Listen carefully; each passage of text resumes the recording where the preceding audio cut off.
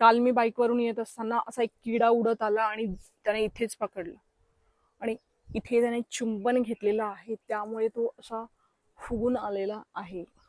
काल एवढा नव्हता, आज सकाळी उठल्यानंतर तो पारच फुगून आलाय. तर आईने सांगितल्याप्रमाणे मी त्याला झेंडू बाम तुपात मिक्स करून लावलेला आहे. तिचं म्हणणं होतं की त्याने विष जे सोडलेलं असतं ते बाहेर निघतं. माहित नाही किती फरक पडतो काय. ॲलोवेरा जेल लावला, बर्फ लावला, तरीही काही फरक पडला नाही. तुळशीची माती लावते. जुने लोक म्हणजे आधीचे लोक तुळशीची माती असं काही सुजलं किंवा मधमाशी चावून गेली तर अशी तुळशीची माती लावायचे. तर मी म्हटलं आता हा एक ट्राय करून बघू. थंड तर वाटतंय छान. हे बघा, ह्या दुसऱ्यांदा घेते आता. काल रात्री पण घेतलेल्या, पण डोळ्यात काहीही फरक नाही.